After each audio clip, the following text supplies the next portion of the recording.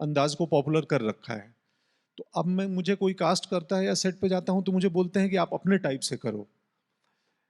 ये बोर नहीं होता है? बोर भी होता है, कई बार घातक भी है कि कितना प्रयोग करें और कहाँ कहाँ वो एलिमेंट ला दें जिसकी वजह से ऑडियंस मुझे पसंद करती है। जैसे मुझे पता है कि मेरा एक ह्यूमर है जो चलता है, बिकता है, तो मैं किसी भी रोल में उस ह्यूमर को मिस नहीं करता हूँ, रोल की गंभीरता कम नहीं करूंगा। क्योंकि डांसर को अगर आपने लॉक कर लिया तो फिर मुश्किल है, डांसर ढीला रखते हैं। वैसे आपने भी डांस सीखा है ना तो मैं नहीं, ये बॉलीवुड वाला नहीं, जो फोक के डांस हैं बिहार के हैं, एक दो फॉर्म है, वो सीखा है। कडून नमस्कार आणि पुन्हा एकदा सगळ्यांचं मनपूर्वक स्वागत। जवाहरलाल नेहरू पोर्ट प्राधिकरण प्रस्तुत लोकसत्ता लोकांकिका महाअंतिम फेरी राज्यस्तरीय महाविद्यालयीन एकांकिका स्पर्धा पारितोषिक वितरण समारंभ आता सुरू होईल। सहप्रस्तुती आहे सॉफ्ट कॉर्नर, सहप्रायोजक आहेत झी टॉकीज, केसरी टूर्स आणि Bharati Vidyapeeth. Pod by NL Dalmia institute of management studies and research, fusion flicks आणि इंडियन ऑइल कॉर्पोरेशन लिमिटेड। सहाय्य आहे अस्तित्व आणि टॅलेंट पार्टनर आहेत आयरिस प्रोडक्शन्स। एकदा जोरदार टाळ्या या सगळ्यांसाठी झाल्या पाहिजे। मी आज सुरुवातीलाही म्हटलं होतं की ही सगळी मंडळी नेहमी आपल्यासोबत असतात, हे सगळे लोकसत्ताचे वाचक आहेत आणि ही सगळी मंडळी आपल्यासोबत असतात म्हणून असे उपक्रम करणं हे सोयीचं होतं। त्यामुळे थोडं जरा अधिक टाळ्या आल्या तर हरकत नाही तुमच्याकडून। धन्यवाद। ज्या क्षणाची आपण सगळे आतुरतेने वाट पाहत होतो तो क्षण आता येऊन ठेपलेला आहे। आपल्या कसदार अभिनयाने आणि शालीन अशा व्यक्तिमत्वामुळे करोडो रसिक प्रेक्षकांची मन जिंकणारे प्रख्यात रंगकर्मी आणि अभिनेते पंकज त्रिपाठीजी साहेब यांना मी आता रंगमंचावरती आमंत्रित करतो।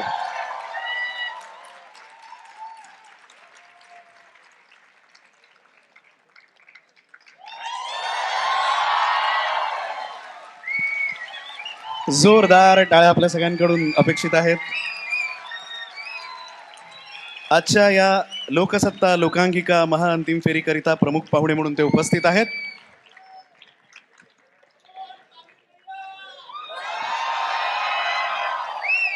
आपण आधी त्यांचं स्वागत करूया आधी आणि मग कम्युनिकेशन होईल, ठीक आहे।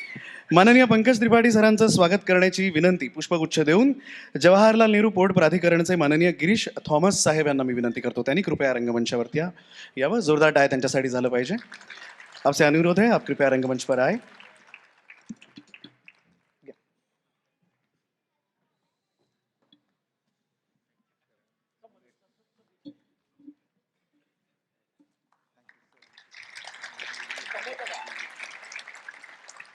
धन्यवाद सर, खूप खूप आभार। यानंतर आपण माननीय पंकज त्रिपाठी सरांना पुस्तक भेट देणार आहोत। त्यासाठी सॉफ्ट कॉर्नरचे सन्माननीय दिलीप कुलकर्णी सर यांना विनंती करतो, त्यांनी कृपया रंगमंचावरती यावं। त्यांच्या हस्ते आपण माननीय पंकजजींना पुस्तक भेट देणार आहोत।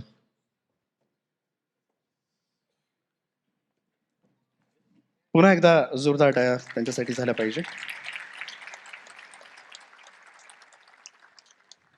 धन्यवाद। मान्यवरांना विनंती करतो आपण कृपया आसनस्थ व्हावं आणि यानंतर माननीय संपादक श्री गिरीश कुबेर सरांना विनंती करतो, ते आपल्याला संबोधित करतील।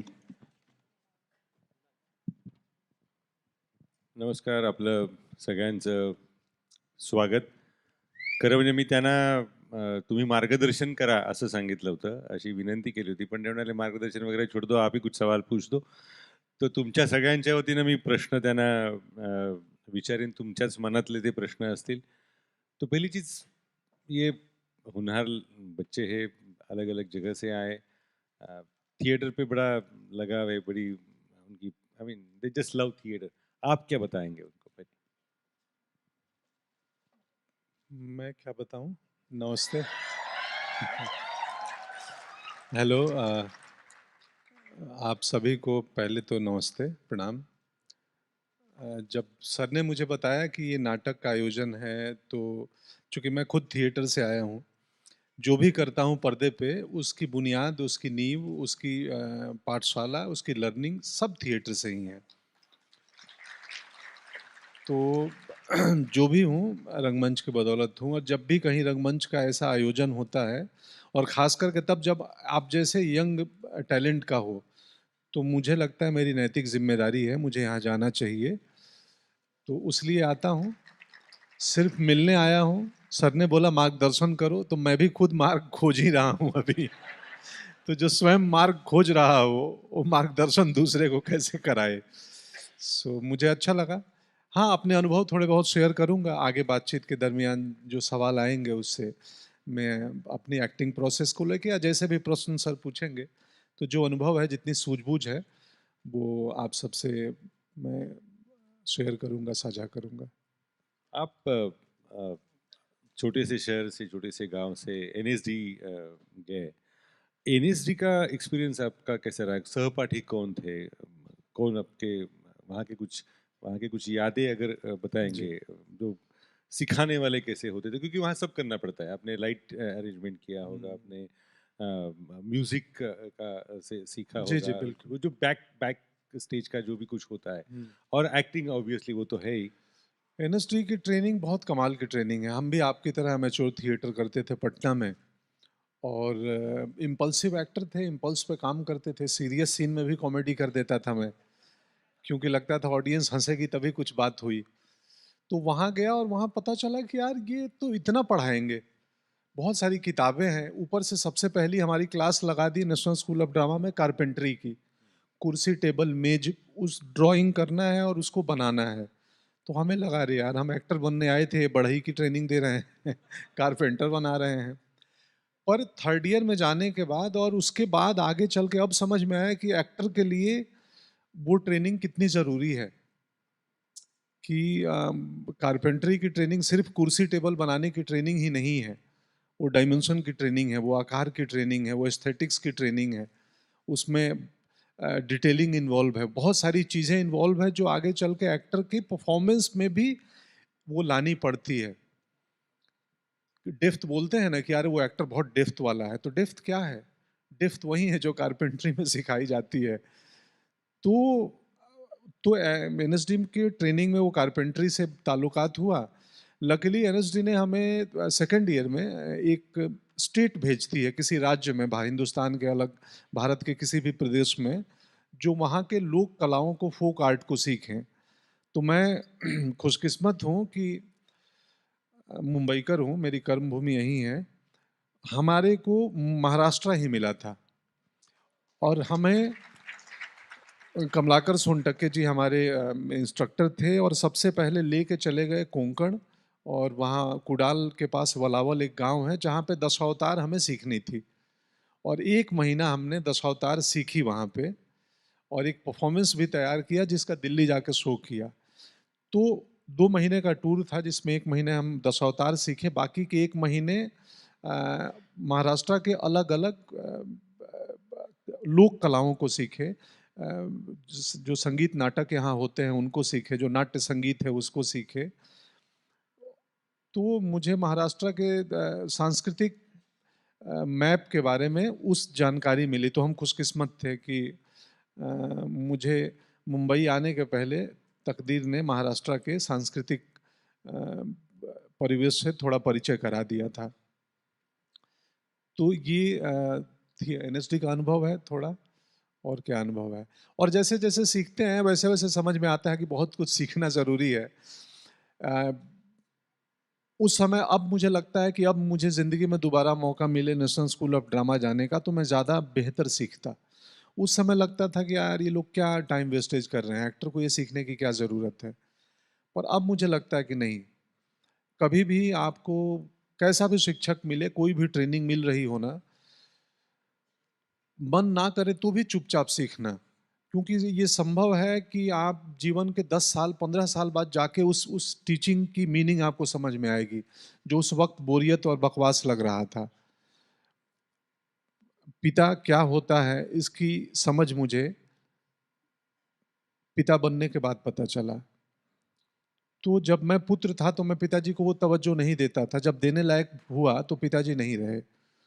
तो टीचिंग और लर्निंग भी वैसी ही है कि कुछ भी हो, दिमाग शांत करके सीखो, समझो, प्रयास करो। उसकी समझ हो सकती है 10 साल बाद, 15 साल बाद आपके आर्ट में, आपकी क्राफ्ट में, आपकी जीवन में उसका काम आए। खैर थैंक यू। मेरी एक प्रॉब्लम है सर, मैं किसी भी बात में ना प्रवचन के मोड पे चला जाता हूँ, वही तो सुनने के लिए आए हम तो लोग मुझे माफ़ करना। ये आपने एक शब्द इस्तेमाल किया, इम्पल्सिव एक्टर। हुँ, तो एक्टिंग के वैसे देखा जाए तो दो घराने होते हैं ऐसे बोला जाता है। एक एक घराने वाले के देखिए एक्टिंग क्या, वो तो some people are born actor, उसमें सीखने की क्या बात है। हुँ। और दूसरा होता है कि जैसे वो अलका जी हो या लागू जी हो, कि वो नहीं, वो कस के सीखना चाहिए, उसमें जम के प्रैक्टिस करनी चाहिए, जो कुछ सीखने लायक है वो सीखना चाहिए। आप किस घराने के, I mean which one is closer to you? मैं पहले इम्पल्सिव घराने का था, एनएसडी में आके मैं भ्रमित घराने का हो गया, कन्फ्यूज़्ड घराने का। और अब 10-20 साल के सिनेमैटिक अनुभवों के बाद अब मैं जो है हर घराने की इम्पोर्टेंस रखता हूँ कि लर्निंग क्राफ्ट टेक्निक उतना ही इम्पोर्टेंट है, क्योंकि इम्पल्स बहुत साथ नहीं देगा। वो चाहिए, इम्पल्स चाहिए, लेकिन इम्पल्स भी क्राफ्टेड हो तो और बढ़िया है। कि आप हमने तो हर एक्टर, आप लोग थिएटर करते ही हो, हम तो रिहर्स करके आते हैं, लेकिन हम ऑडियंस के सामने ऐसा प्रयास करते हैं कि उनको लगे कि पहली बार घटित हो रहा है, जबकि हमारे लिए शायद 100वीं बार है, हमने 100 रिहर्स किए हैं अलग अलग दिनों में। तो लेकिन इम्पल्स की भी ट्रेनिंग तो हमने की है ना, 40 दिन के 30 दिन के रिहर्सल में या एक्टर के प्रिपरेशन में। तो अब तो मैं तीनों घराने की तवज्जो देता हूँ कि इम्पल्स भी ज़रूरी है, एक अनगढ़ता भी ज़रूरी है कि रॉनेस हो, लेकिन साथ साथ अगर एक्टर के पास उसकी क्राफ्ट और टेक्निक भी आ जाए, क्योंकि रॉनेस रीटेक्स में काम नहीं आएगा। अगर आप सिनेमा में आते हैं और आपको 10 रीटेक किसी डायरेक्टर ने ले ली, तो 10वें रीटेक तक आपका इम्पल्स जा चुका होगा, आपकी टेक्निक और क्राफ्ट ही आपको बचाएगी। तो तो इसलिए दोनों ज़रूरी है। लेकिन वो ऐसे ऐसी चीज होती है क्या, कोई बॉर्न एक्टर? आह, कुछ लोग जीवन में थोड़े होते हैं मजाकिये, उत्सव प्रेमी, कि वो लाइफ में हर दोस्तों की मंडली में होते ही हैं कि एंटरटेनमेंट करता है, लेकिन वो बॉर्न एक्टर नहीं है, क्योंकि वो लाइफ में सिर्फ क्रिएट कर रहा है, स्टेज पे उसको रिक्रिएट करना है। तो रिक्रिएट करने में फिर अगेन प्रैक्टिस और ट्रेनिंग की ज़रूरत आ जाती है, क्रिएट करने में ज़रूरत नहीं है। हम जीवन में तो हम किसी के बेटे हैं, किसी के भाई हैं, किसी के प्रेमी हैं, हम किसी से गुस्सा हैं, तो सारे इमोशन और भाव हम लाइफ में, एक्टिंग तो सुबह उठने से लेकर रात के सोने तक कर ही रहे हैं, हर आदमी कर रहा है। और जाने अनजाने वो स्टेटस का भी प्ले कर रहा है। टीचर क्लासरूम में आते हैं तो उनको पता नहीं है, वो थोड़ी सी वो स्टेटस गेम शुरू हो जाती है कि मैं शिक्षक हूँ, तुम विद्यार्थी हो। तो लाइफ की हायरार्की ऐसी ही है।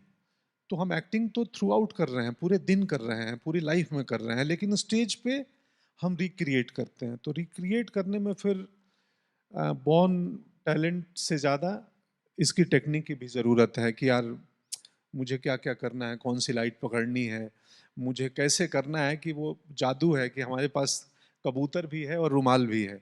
अभी मैं रुमाल निकालूंगा और थोड़ी देर बाद इसको कबूतर बनाऊंगा, तो उसके लिए क्राफ्ट की ज़रूरत है। ये जो नई जनरेशन है, जन्म से उनको एक चीज मिली है, वो है कैमरा। हम्म, तो they are more comfortable with camera, वो रील, वो जो कुछ आजकल होता रहता है मोबाइल से लेके।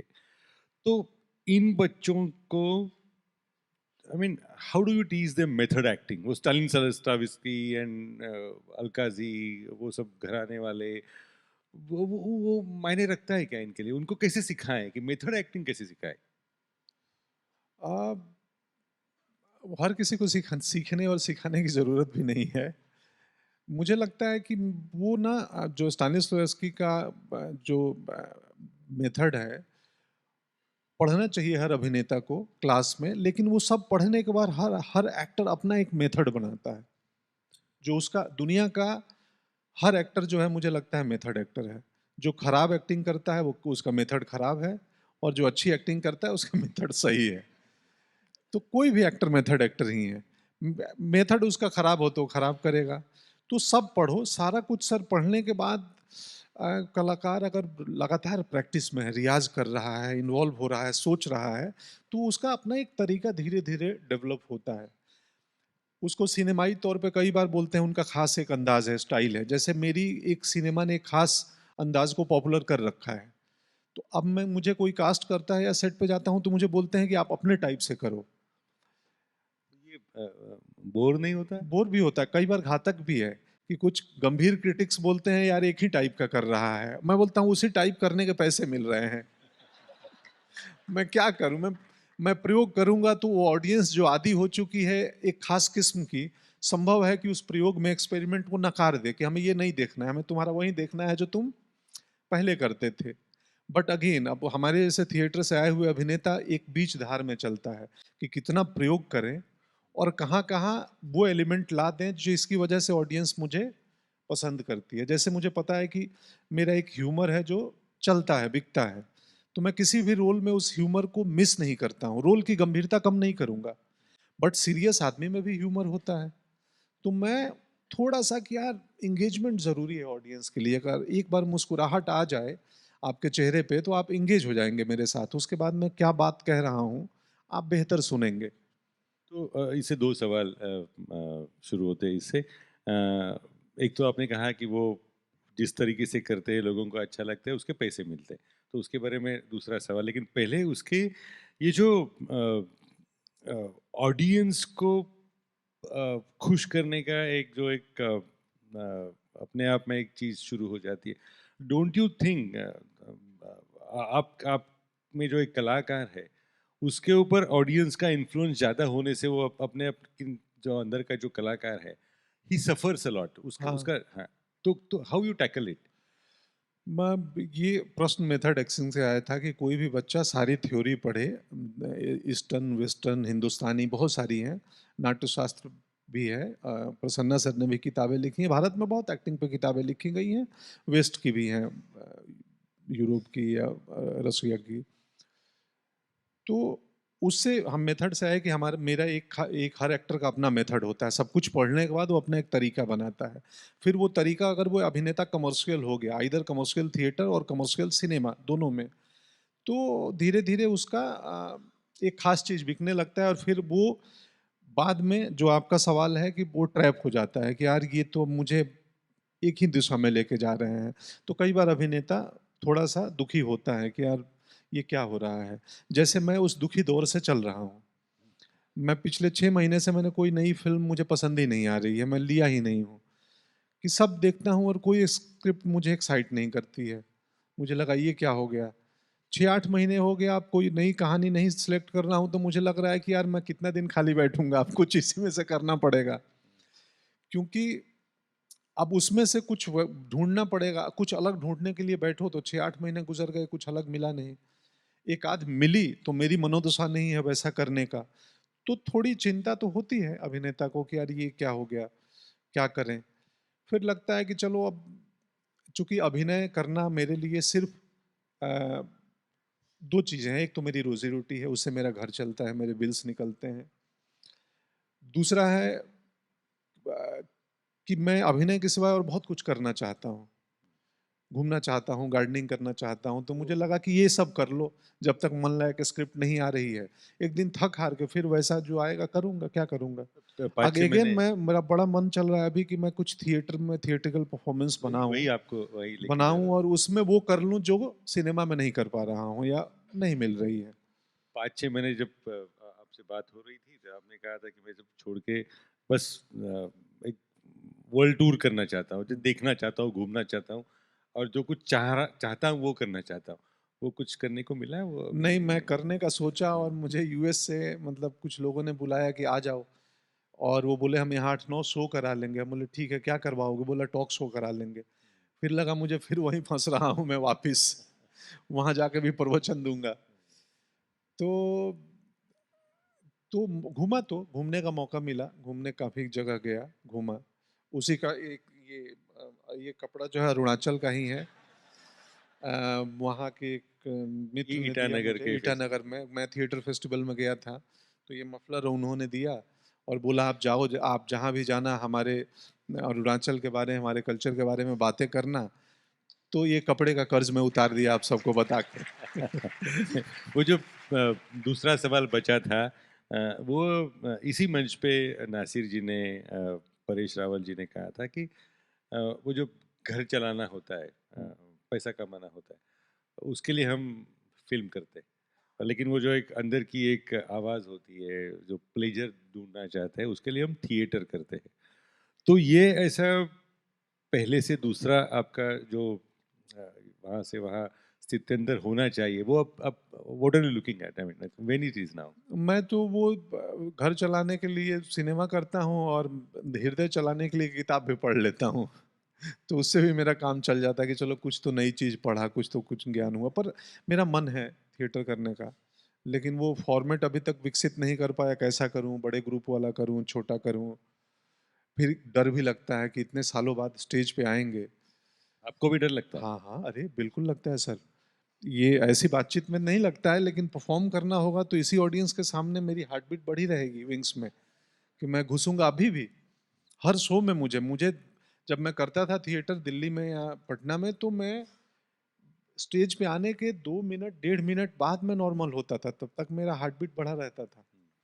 ठीक है, उसमें एक बड़ा आनंद है उसमें। उसमें आनंद तो है, आनंद तो है। लेकिन वो जो फ़िल्म में रीटेक वगैरह होता है, उसमें वो मज़ा नहीं है। उसमें वो मज़ा नहीं, मुझे लगता है खत्म करो, हो गया अब कितना कर। ये चीज़ फिर एक बार एनएसडी से जुड़ी हुई है। जो भी अब आज के दौर के देखो, पिछले ज़माने के देखो, जो भी अपने बॉलीवुड के, हिंदी फ़िल्म के बड़े-बड़े एक्टर हैं, एनएसडी से आए हुए हैं।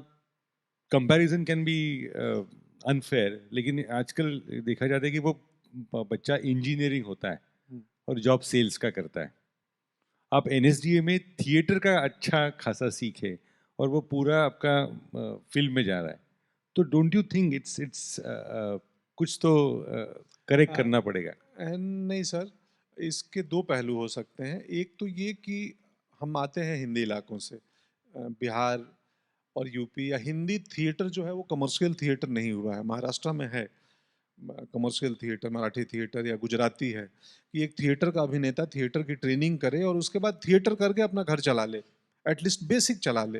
हिंदी थिएटर का अभिनेता मतलब 10,000 रुपये महीने भी नहीं कमा सकता हिंदी थिएटर करके, ये तय है। जब तक कि वो सांस्कृतिक मंत्रालय या कोई एनएसडी एक्सटेंशन वर्कशॉप थिएटर ना करे, कुछ और ना करे, सिर्फ एक्टिंग करके कुछ नहीं होगा हिंदी थिएटर में। हमने, हमारे पूर्वजों ने जो सीनियर्स थे, वो हिंदी थिएटर को टिकटेड नहीं बनाया कि लोग टिकट कटा के देखने आए। दूसरी पहलू, मैंने थिएटर की ट्रेनिंग की और एनएसडी से ट्रेनिंग किया। एनएसडी गवर्नमेंट ऑफ इंडिया की एक संस्थान है, ऑटोनोमस बॉडी, जो टैक्स पेयर के पैसों से चलती है, और वो करके मैं हिंदी सिनेमा में आ गया। अब मैं ईमानदारी पूर्वक इतना टैक्स पे करता हूँ कि मेरे टैक्स के पैसों से कोई और बच्चा कहीं और पढ़ रहा होगा। तो ऐसा नहीं है कि मैं थिएटर की ट्रेनिंग की और गवर्नमेंट ने मेरे पे खर्च किया और मैं का रिटर्न कुछ नहीं दे रहा हूँ। मैं कहीं और दे रहा हूँ जो कि कहीं और जाएगा और किसी और बच्चे की ट्रेनिंग में काम आएगा। इसीलिए मैं अपने सीए को बोलता हूँ कि भैया जितना बनता है सरकार का उतना दे दीजिए। क्योंकि मुझे मेरी पूरी पढ़ाई, सर क्लास 1 से लेके एनएसडी की ट्रेनिंग, मुझे लगता है 50,000 या 70,000 फी लगे होंगे, सब सरकारी स्कूल में हुआ है। मैं किसी प्राइवेट स्कूल का मुंह नहीं देखा। मेरी बेटी का 1 साल का ट्यूशन फी हम भेज रहे थे, तो मैं बोला कि इसमें तो मेरे जैसे 100 विद्यार्थी पढ़ लिए होंगे। तो मेरे को लगता है कि अब वो दूसरा, कि हमने वो ट्रेनिंग ली और मैं सिनेमा कर रहा हूँ, तो मैं थिएटर के साथ गद्दारी नहीं कर रहा हूँ। मैं उतना पे कर रहा हूँ कि कहीं और थिएटर को, किसी और सरकारी विद्यालय के किसी बच्चे तक मेरी मेहनताने का एक हिस्सा जाए। लेकिन जब थिएटर का सोच रहे, तो क्या क्या करना आप पसंद करेंगे? आई मीन शेक्सपियरियन वैसा एक्सपीरियंस होगा नहीं, या? मुझे लोक कलाएँ पसंद हैं। मुझे थिएटर में भी जो फ़ोक आर्ट है ना, हामिद तनवीर साहब का जो तरीका था, या ब्रेख्तियन जो प्लेज़ हैं जिसमें ऑडियंस से कनेक्ट हो, हम फोर्थ वॉल क्रिएट करके ना करें। तो मुझे लोक कलाएँ बहुत पसंद है। तो मैं कुछ मिला-जुला करूँगा जो मॉडर्न इंडियन ड्रामा और लोक थिएटर का कुछ मिला रूप टाइप हो। बम्बई में वैसे फोक हिंदी वाले गीतांजलि कुलकर्णी हाँ, वगैरह उनके गीता। जो अ, तो तो आई मीन जब ये करना, उसकी कुछ तैयारी शुरू की है आपने? बात नहीं, की मैंने नहीं? एक अजीत है मेरा जूनियर एफसीता, उनको बोला है कि कोई स्क्रिप्ट ढूँढो मेरे लिए। हम्म, तो कुमुद मिश्रा मिल गए थे 10 दिन पहले, उनको भी बोला, तो कईयों को भी स्क्रिप्ट खुजवा रहा हूँ कि कोई दो यार 50 मिनट का। लेकिन वो प्यास है थिएटर में आने प्यास तो है सर, प्यास तो है, बिल्कुल है। आई मीन एक दिन आपका एक अच्छा खासा थिएटर शो देखने के लिए हम आ सकेंगे। पता नहीं है, मैं कमिट तो नहीं कर सकता। हो सकता है मैं रिहर्स करूं, तैयार करूं और मुझे 1 महीने करने के बाद अच्छा ना लगे तो मैं ना भी करूं पब्लिक में। मैं घर पे 10 लोगों को बुला के दिखा लूं। तो अब लेकिन मन है बहुत। अब मन है तो क्या पता होगा ही कभी। आप ईटानगर गए थे फोक वहाँ की भी एक I mean every state has its own folk जी। Culture right. तो ये जो फोक वाले I mean there is one again एक थियरी ऐसी होती है कि एस डी बर्मन जैसे संगीतकार वो अपने फोक में ही अच्छा खासा म्यूजिक ढूंढते रहे। तो फोक में ही अच्छा थिएटर फॉर्मल थिएटर फोक में किया जाए ऐसे भी कुछ प्रयोग हो रहे। आपको क्या लगता है अच्छा यानी कि वो जो वेस्टर्न थिएटर वाला जो एक तरीका होता है बड़े बड़े सेट वाला और प्रेजेंटेशन वाला और ये फोक का ये कहाँ सर हमारे एक टीचर एक कहते थे कि क्लासिकल थिएटर जो है ना, वो मुगल गार्डन का फूल है जिसमें माली लगे हुए हैं, और फोक थिएटर है वो जंगल का फूल है। तो जंगल के फूल देखने हम जंगल तक जाते हैं। तो उसमें कुछ भी किसी ने काटा छांटा गढ़ा नहीं है, वो अपने मूल स्वरूप में है। और वो जो खुशबू देता है, जो रंग देता है, जो खींचता है, वो क्लासिकल में वो आनंद नहीं है। वहाँ पे माली लगे हुए हैं। लेकिन तो वैसे देखा जाए तो माली है तो इसलिए देर इज सम स्ट्रक्चर कुछ हाँ, शेप बिल्कुल, है बिल्कुल, तो बिल्कुल। फैब्रिकेशन आ गया है हाँ, थोड़ा हाँ। सा जो क्राफ्ट्समैनशिप आ गए। जी, जी। तो ये वही तो सवाल है लग रहा है मुझे कि एक जो महाराष्ट्र में भी अच्छी खासी फोक नागपुर में है कोकण में है तो वो उनको ये जो फॉर्मल थिएटर वाले हैं उनको नहीं नहीं ये तो फोक वाले हैं तो थोड़ा सा एक नया नहीं, कास्ट। मैं तो अपने आप को ना, मैं हमेशा से फ़ोक थिएटर का आदमी मानता हूँ। मैं वो फ़ोक कलाकार हूँ जो सिनेमा में चला गया है। तो इसीलिए मुझे सिनेमा के रंग-ढंग समझ में नहीं आते हैं। मैं अपना काम करके घर निकल लेता हूँ। पर मैं हूँ लोक कलाकार ही, आत्मा से लोक कलाकार हूँ मैं, जो अब सिनेमा कर रहा है। इसीलिए मुझे उस सिनेमा का चकाचौंध और वो बहुत प्रभावित नहीं करता पेस्ट्री है। पार्टीज वगैरह नहीं नहीं, नहीं, आए। नहीं। लोक कलाकार को क्या मतलब पेस्ट्री पार्टी से? वो अपना अपना शो खत्म किया, पैसा लिया, घर गया भैया। वो जो करना होगा पार्टी घर पे कर लेगा। तो वो जब अच्छा कोई रोल परफॉर्म कर रहे होंगे फिल्म में तो वहाँ का जो प्रेजेंटेशन होता है वो तो फोक से ताल्लुक नहीं रखता नहीं क्योंकि एक रखता। पॉलिश्ड प्रेजेंटेशन होता है। तो कनेक्ट कैसे कर पाते हैं आप? नहीं, उसमें आत्मा तो आप, टेक्निक भले मॉडर्न है, कैमरा है, लेपल लगे हैं, आपको थ्रो नहीं करना है, लेकिन किरदार की आत्मा तो आप देसी लोग रख सकते हो। यही कारण है कि मेरे किरदार सिनेमा में ऑडियंस को ज़्यादा कनेक्ट करते हैं। मुझे याद है दिल्ली में एक ऐसे ही कार्यक्रम में गया था मैं, वो DU के हिंदू कॉलेज में। तो एक लड़की ने उठ के बोला कि मैं बरेली की बर्फी देखी तो मुझे लगा कि ये मेरे चाचा हैं, मेरे बाबूजी हैं। मैं आपके किरदार को आइडेंटिफाई अपने परिवार में, अपने समाज में करती हूँ कि मैंने इसे देखा है। तो लोग वही हैं कि परफॉर्मेंस का तरीका भले वो लेंसिंग है, मैग्निफिकेशन है, टेक्निक है, कैमरा है, कपड़े अलग हैं, अपर मिडिल क्लास का आदमी है, लेकिन उस किरदार की आत्मा को मैं कहीं न कहीं से पकड़ता हूँ, जिसको मैंने कभी देखा हो, महसूस किया हो, जीवन जिया हो। तो इसीलिए रिलेटेबिलिटी बढ़ जाती है कि यार इसको जानता हूँ मैं, देखा हूँ। क्योंकि वो लोक से आए हुए किरदार हैं। वो आसमानी नहीं है, वो बांद्रा में कि किसी पॉश इमारत के पले हुए नहीं हैं जिनको हिंदुस्तान की ज़मीन का एहसास ना हो। तो कनेक्ट बढ़ जाता है। अब आप देखिए ना कि अभी सिनेमाई अभिनेता कई बार किसी मीडिया इवेंट में आते हैं तो वो बहुत देसी बन के आते हैं या देसी कपड़े पहन के आते हैं। वो सब वो कनेक्ट ढूंढना चाह रहे हैं कि वो क्या चीज़ है जिससे ऑडियंस पसंद कर लेती है बिना किसी ड्रामा किए। वो सिर्फ है लोक की आत्मा कि आपके किरदारों में ऑडियंस को उसके मोहल्ले का, उसके कॉलेज का, उसके रिश्तेदारी का कोई व्यक्ति मिल जाए, कोई सुनी हुई आवाज़ मिल जाए, कोई देखा हुआ बिहेवियर, मैनरिज्म दिख जाए, तो फिर वो कनेक्ट कर लेता है कि अरे ये तो अपना है, और फिर काम हो जाता है। एक अच्छे बड़े स्पोर्ट्स जर्नलिस्ट थे बात हो रही थी बम्बई में ऐसे ही, तो सचिन और लारा के बारे में जिक्र हुआ, तो उन्होंने अच्छा एक दोनों में फ़र्क क्या है, तो उन्होंने कहा था कि लारा जब ट्रिपल सेंचुरी लगा के बाहर आ जाता है स्टेडियम से, तो उसके बाद भी वो लारा है, क्रिकेटर लारा है। तो आपका भी जब रोल जो अदा करते हैं, जो जो कुछ किरदार होगा, वहाँ से बाहर आने के बाद आप पंकज जी हो जाते हैं या वही किरदार का बैगेज आपके साथ आता है? नहीं, किरदार का बैगेज नहीं आता है, बिल्कुल नहीं आता है, लेकिन मैं चाहता हूँ कभी-कभी आए। क्यों? क्योंकि फिर वो सहजता जो नहीं लेके आता हूँ ना, वो कभी-कभी मुझे जीवन में कभी-कभी लगता है कि यार परेशानी क्रिएट करती है। जैसे? कि मैं पता नहीं मैं इतना विनम्र हूँ या मैं मेरे पूर्वजों ने मेरे गुरुओं ने बता दिया कि तुम्हें विनम्र रहना है, तो मैं कुछ कई बार मुझे समझ में नहीं आता है कि मैं ज़रूरत से ज़्यादा विनम्र हो गया हूँ क्या? मुझे थोड़ा सेंस रहना चाहिए कि मैं सिनेमा का आदमी हूँ और मुझे वैसा बिहेव करना चाहिए। तो कई बार मुझे में ये कॉन्फ्लिक्ट है मेरा कि या तो विनम्रता की एक्टिंग करते-करते इतना विनम्र हो गया, तो मुझे लगता है कि नहीं मैं कालीन भैया का किरदार करके आऊँ तो जीवन में भी थोड़ा-सा कालीन भैया होने चाहिए। कि अ, नहीं ज़रूरी है, अभिनेता के लिए सुर बदलना ज़रूरी है। हमने आपका ना सुना, मैं समझा। क्योंकि क्या है कि एक्टर हैं, अगर आप मैं हमेशा अपने मूल भाव में रहता हूँ, जो मैं हूँ, पर्दे के बाहर, फिर वो गड़बड़ है।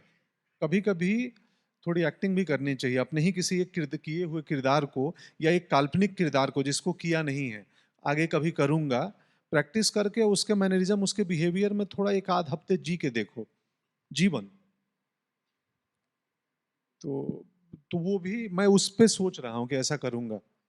लेकिन वो भी एक्टिंग रहेगी या? नहीं, लोगों के लिए तो रियल रहेगा, मेरे लिए तो अगेन मुझे पता होना चाहिए कि मैं एक्टिंग कर रहा हूँ। अगर मैं मान लिया कि मैं ये मेरी ये लाइफ़ है, फिर गड़बड़ हो जाएगा। मुझे मालूम हो कि मेरा एक्टिंग चल रहा है, सामने वाले को लगे कि ये इनका जीवन हो। मुझे जिस दिन लग जाएगा कि मैं जीवन में भी कालीन भैया हूँ, उस दिन तो गड़बड़ हो जाएगा। या माधव मिश्रा हूँ, एक क्रिमिनल जस्टिस का किरदार है। What a sweet character that. हाँ, उसका चौथा सीज़न अभी आने वाला है। वो भी कमाल की कहानी है सर। एक एक ब्रिटिश शो का वो रीमेक था हिंदुस्तानी कॉन्टेक्स्ट में।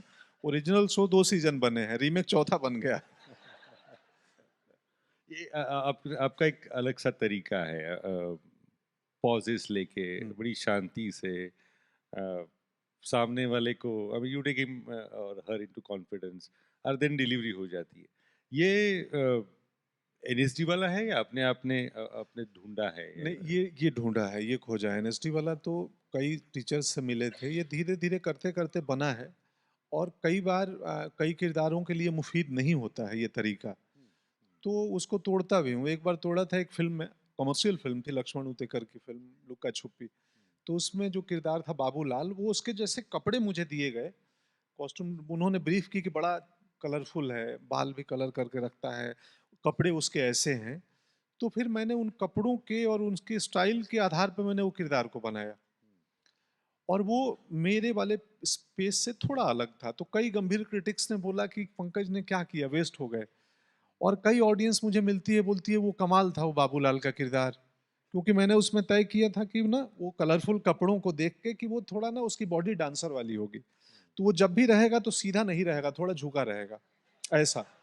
नॉर्मल बातचीत में भी। तो वो एक सीन आता है, वो कार्तिक आर्यन आते हैं मुझे पैर छूने और उनसे मेरी दुश्मनी चल रही है। मुझे डर है कि ये मार सकता है। लेकिन वो आया है रिश्ते में बड़ा हूँ तो पैर छूने। तो जैसे झुकता है मेरे पास आके मैं तुरंत ऐसे होता हूँ, फिर लगता है नहीं ये मारने नहीं है झुकने, हाँ, हाँ, ठीक है। तो वो किरदार ही बनाया था कि हमेशा ऐसे रहता है वो ऑन टोज कि कभी या तो मुझे नाचना पड़ सकता है या कभी मुझे भागना पड़ सकता है। क्योंकि डांसर को अगर आपने लॉक कर लिया तो फिर मुश्किल है। डांसर ढीला रखते हैं। वैसे आपने भी डांस सीखा है ना तो मैं नहीं, ये बॉलीवुड वाला नहीं, जो फोक के डांस हैं बिहार के हैं, 1-2 फॉर्म है, वो सीखा है। अरे मैम उसके लिए पैसे मिलते हैं, आज फ्री में आया हूँ। शी इज ऑल्सो एक्ट्रेस, नहीं नहीं, माफी चाहता हूँ। मैं आइदर जब शो में रहूं, मतलब कोई मेरा थिएट्रिकल शो हो या शूटिंग हो, तुम पता नहीं, ये एक चीज जो मैंने कल डिस्कवर की रात को वॉक करते हुए मैं बताया। मेरे साथ एक उद्भव ओझा जी हैं, संगीतकार हैं और गायक हैं। तो उनको लोग बोला कि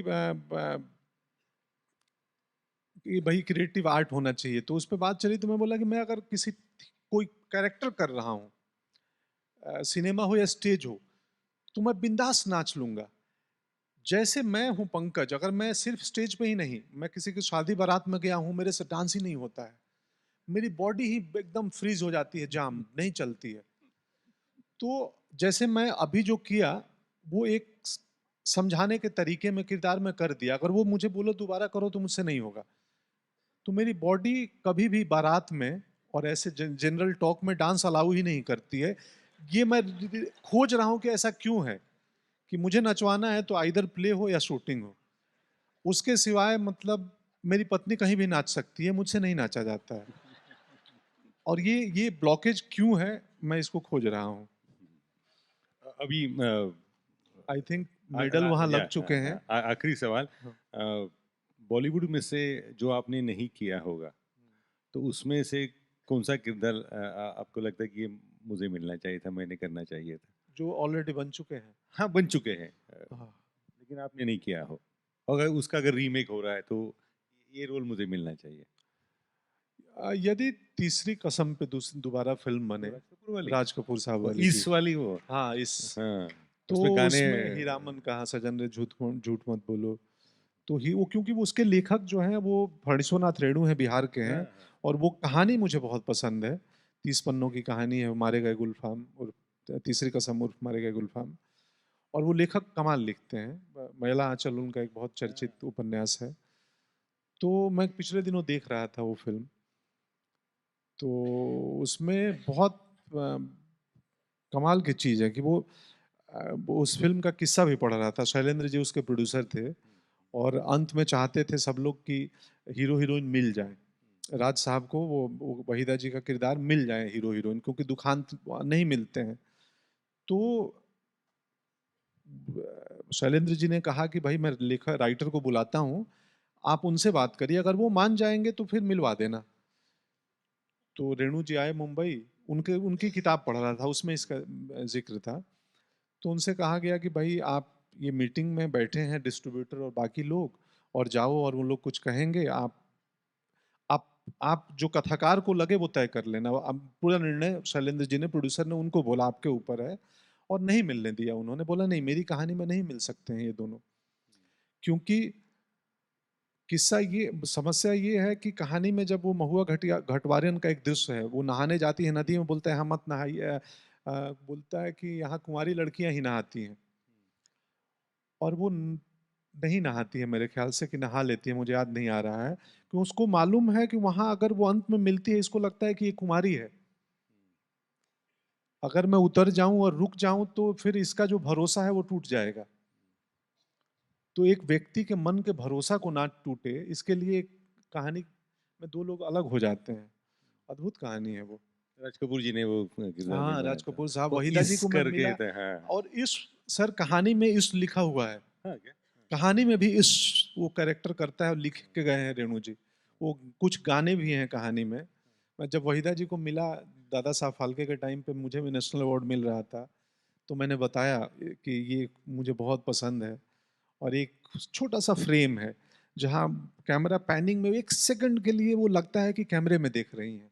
मैं वो फ्रेम रोक के देखता था कि अच्छा। तो मैंने वो फिल्म मुझे पसंद है बहुत। तो मला असं वाटतं इथे थांबूया. तुम्ही सगळे बक्षिसासाठी विजेते कोण आहेत ते जाणून घेण्यासाठी आलेले आहात. सगळ्यांच्या वतीनं मी आभार मानतो. आणि तीसरी कसम जल्दी यहाँ है, और वो जो आपके स्टाइल से, आपके जो एक अलग अंदाज है आपका, उसमें हमें इस सुनने को मिले ऐसा कहता। पता नहीं इस। धन्यवाद. अच्छा, पूर्ण. मैं एक छोटी सी चीज कहना चाहूंगा कि आज आप में से कुछ जीतेंगे, है ना? ये संभव है कि कुछ हार भी जाएं, है ना? जो जीतेंगे ना, वो जीतने की उम्मीद आज खो देंगे, और जो हारेंगे ना, उनमें जीतने की उम्मीद बची रहेगी। तो जो हारेंगे, उनमें जीतने की उम्मीद बची रहेगी, ये ध्यान रखना। उम्मीद पे ही दुनिया चलती है, उम्मीद पे ही सब कुछ है। Thank you. जोरदार टाळ्या अजून तुमच्याकडनं अपेक्षित आहेत. धन्यवाद सर, खूप खूप आभार. माननीय पंकजजींबरोबर आपण एक ग्रुप फोटो समूह छायाचित्र घेणार आहेत. त्यासाठी मी काही मान्यवरांना इथे रंगमंचावरती आमंत्रित करतो. जवाहरलाल नेहरू पोर्ट प्राधिकरणचे माननीय गिरीश थॉमस सरांना विनंती आहे, त्यांनी कृपया रंगमंचावरती यावं. सॉफ्ट कॉर्नरचे माननीय दिलीप कुलकर्णी सरांना विनंती आहे, त्यांनी कृपया रंगमंचावरती यावं. आणि NL Dalmia institute of management studies and रिसर्चच्या डॉक्टर सीमा सैनी मॅडम यांना विनंती करतो, त्यांनी सुद्धा कृपया रंगमंचावरती यावं. या मान्यवरांसोबत आपण एक समूह छायाचित्र घेऊया.